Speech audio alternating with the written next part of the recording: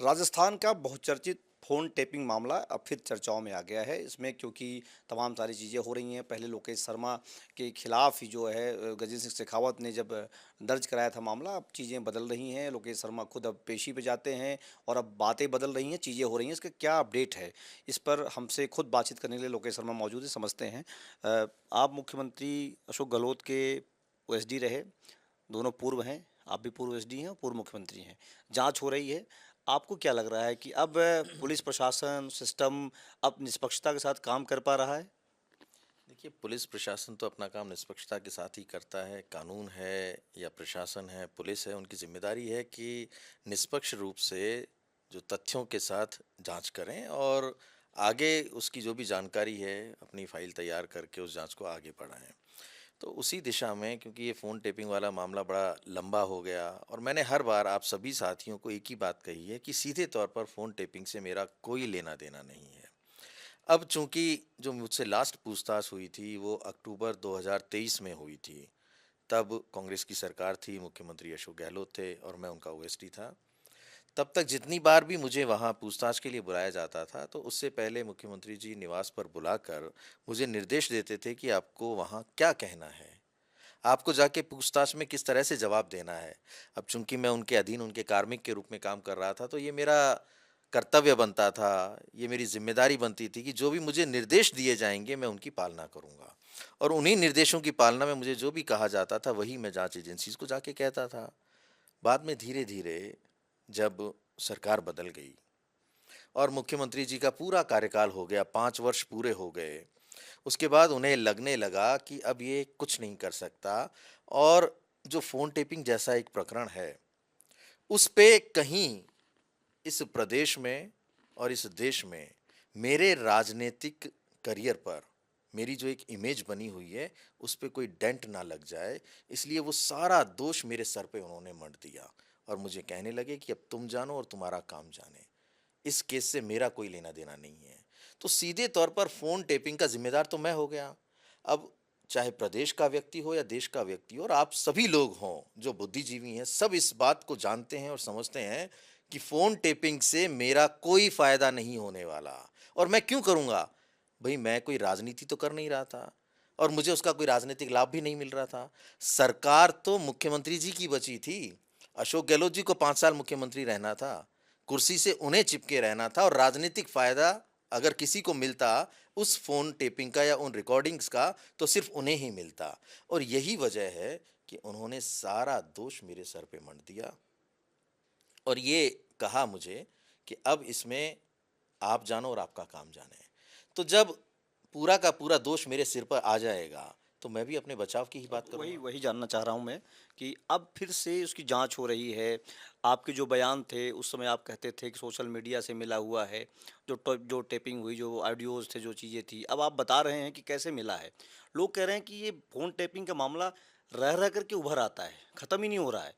और फिर अब जाँच जिस तरीके से हो रही है, जिस तरह से अशोक गहलोत ने अपने पल्ले झाड़ लिए, अब अपने बचाव के लिए चीज़ों को आप कर रहे हैं। 2 पेशी आपकी हो चुकी है लगातार और अभी 14 नवंबर तक की गिरफ्तारी की शायद रोक लगी हुई है। क्या अपडेट है इसमें?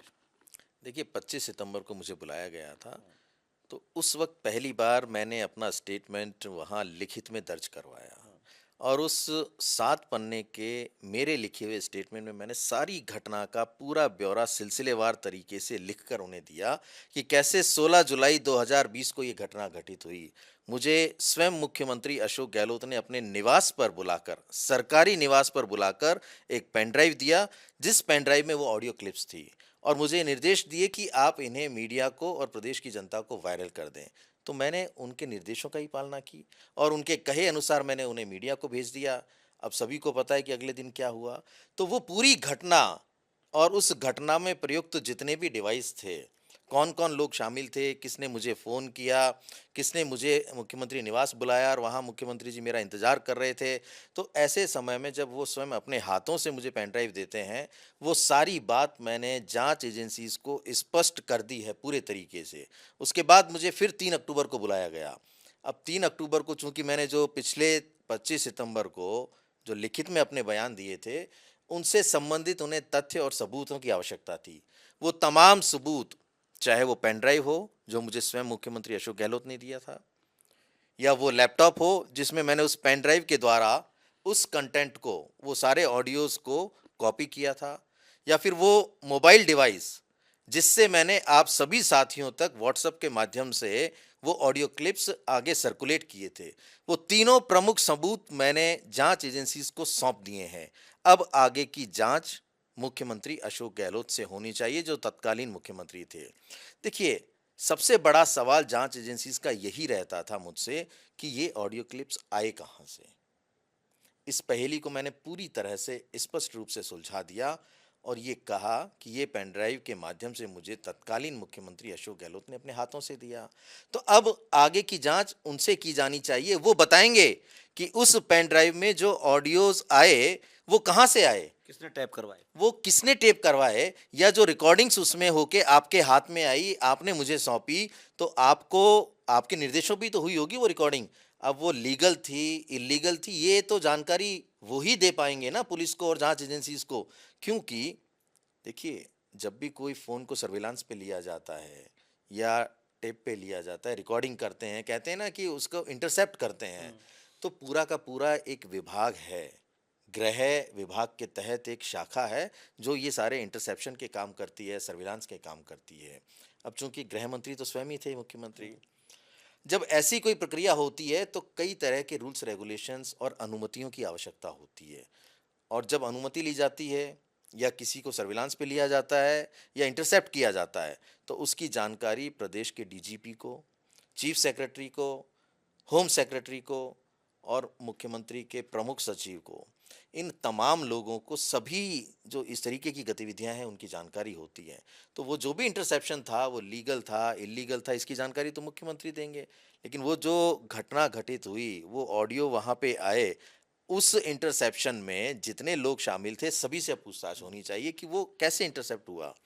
क्योंकि मैं एक चीज और बताना चाहता हूँ, जो मैं आज आपके सामने कह रहा हूँ, कि मैंने मुख्यमंत्री निवास में कई बार देखा कि एक व्यक्ति हमेशा हेडफोन लगाए जो ऑडियो क्लिप्स उनको भेजे जाते थे उन्हें सुनता रहता था और उनका ट्रांसक्रिप्शन करके मुख्यमंत्री जी तक भेजता था। ये उस समय की बात है जब राजस्थान में पॉलिटिकल क्राइसिस था। नहीं, वो व्यक्ति उस क्या, वक्त उस वक्त वो व्यक्ति क्या कोई प्रशासनिक अधिकारी था या कोई पॉलिटिकल व्यक्ति था? अब बताते चलिए इसको भी। देखिए, मैं नाम नहीं लूंगा, बहुत छोटे स्तर का व्यक्ति था, लेकिन उसका काम यही होता था कि जो भी, क्योंकि उस समय में तमाम विधायकों के, चाहे वो इस पक्ष के हों या उस पक्ष के हों, इंक्लूडिंग सचिन पायलट जी, सभी लोगों के फोन्स को सर्विलांस पे लिया हुआ था।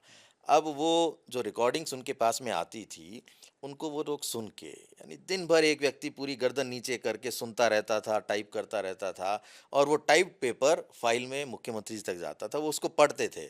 रिकॉर्डिंग सुनने के साथ साथ पढ़ते थे एक एक शब्द को कि किसने किससे बात की, किस तरीके की बात की।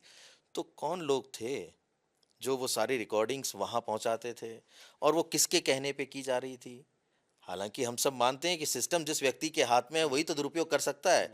तो खुद मुख्यमंत्री जी ने सरकारी मशीनरी का दुरुपयोग करके अपनी सरकार बचाने के लिए या अपनी कुर्सी से चिपके रहने के लिए, जो एक माहौल बना था ना कि सरकार अल्पमत में आ गई है, सरकार गिरने वाली है, खरीद फरोख्त की बात हो रही है, उस सब माहौल से, कहते हैं कि एक षड्यंत्र के तहत, कुचक्र के तहत अपने आप को बिल्कुल सही साबित करते हुए बचाए रखने के लिए ये पूरा एक वो क्रिएट किया था। तो अब सारी जांच उन्हीं के ऊपर टिकी हुई है, वही बताएंगे कि भाई ये जो इंटरसेप्शन हुए, आप दिन भर जिन ऑडियो क्लिप्स को सुना करते थे, वो क्यों किया आपने? क्या कोई अपने विधायकों के फोन्स को सर्विलांस पे लेके इस तरीके से सुनता है? अपने ही लोगों पे भरोसा नहीं है। तो ये जनप्रतिनिधि की जो खुद की, ये कहते हैं ना कि उसकी निजता का भी हनन है। तो मेरा ये मानना है कि अब जांच एजेंसीज जांच आगे बढ़ाएं। मैंने जो सबूत दिए हैं वो इसीलिए दिए हैं कि जांच सीधे तौर पर आगे बढ़े।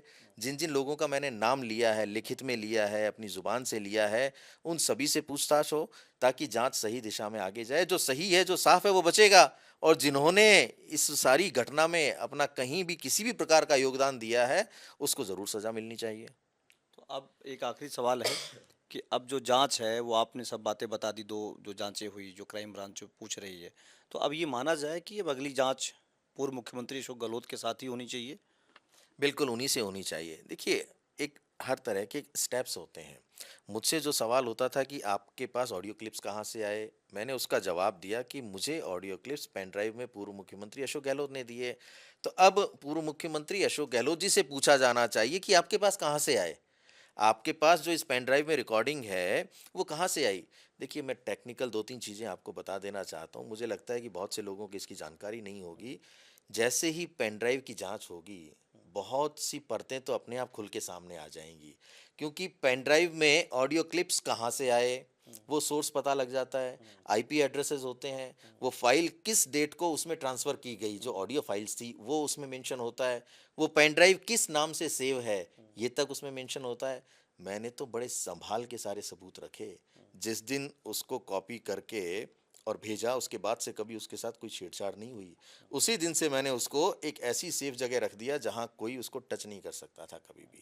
तो इसलिए उस पेन ड्राइव की जांच होते ही आधी से ज़्यादा परतें तो खुली जाएंगी कि कौन से सरकारी दफ्तर में या मुख्यमंत्री निवास पे या किस जगह से वो रिकॉर्डिंग्स को उस पेन ड्राइव में डाला गया, और उसके बाद जहां से डाला वो लोग अपने आप बताएंगे कि वो कैसे रिकॉर्ड हुई, किस मशीनरी का दुरुपयोग करके रिकॉर्ड हुई, क्योंकि मुख्यमंत्री ने ही तो करवाई थी वो सारी। तो मेरा ये मानना है कि अब पूरी की पूरी जांच उन्हीं से होनी चाहिए। अब ये तो तय करने का काम जांच एजेंसीज का है कि वो किस दिशा में आगे बढ़ें, पर मैं ये चाहता हूँ कि जांच आगे बढ़े, पूर्व मुख्यमंत्री से पूछताछ हो, ताकि ये जो इतने लंबे समय से चला आ रहा है फ़ोन टेपिंग का ये जो इशू है, इसकी सच्चाई प्रदेश की जनता के समक्ष हूबहू आए, दूध का दूध और पानी का पानी हो। मेरे ऊपर जो आरोप लगते हैं कि मैंने फ़ोन टेपिंग किया, अरे भाई मेरा क्षेत्राधिकार ही नहीं है। मैं उसके लिए कहीं से, कहते हैं ना कि मेरे पास तो ना कोई इस तरीके की मशीनरी है, ना मैं कोई उस सरकारी विभाग में काम करता हूँ, ना होम डिपार्टमेंट में काम करता हूँ, तो मैं तो ना फ़ोन टेप कर सकता और ना ही मैं किसी का करवा सकता हूँ। मेरी अथॉरिटी भी तो नहीं है ना वो। मुझे दिया गया और उसे सर्कुलेट करने के लिए कहा गया और मैंने वही किया। तो ये थे हमारे साथ अशोक गहलोत के जब मुख्यमंत्री थे उस दौरान के पूर्व ओएसडी लोकेश शर्मा। लगातार राजस्थान में फ़ोन टेपिंग मामले ने पूरे देश में हलचल बनाए रखा था। अब फिर से जांच हो रही है। अशोक गहलोत से फिर से जांच अगर होती है, सबूत मांगे जाएंगे, चीज़ें होगी। ये सभी पूरा प्रदेश भी ये जानना चाहता है कि वाकई में फ़ोन टेपिंग क्यों की गई, किसकी सलाह से की गई और किसने किया, और वो सारे जो ऑडियोज़ जो उपलब्ध हैं सोशल मीडिया पर वो कहाँ से आए। एबीपी लाइव से Santosh Pandey, Jaipur. What does Haryana's youth want? What's the political mood of the region? Will these assembly elections correspond to Lok Sabha election results? सरकार बनेगी तो 36 बरादरियों की सरकार बनेगी। Ram Ram. Who will have the last laugh? Will it be Nayab Singh Saini of BJP or Bhupinder Singh Hooda from Congress will turn the tables this time? Haryana में मौजूद है हम इस वक्त। Get to know the ground reality of the Haryana elections 2024 with real-time updates in your language and your preferred platform. Only on ABP Live Election Center. Sahi information, har election. For exclusive and insightful videos, subscribe to our new channel ABP Live Premium.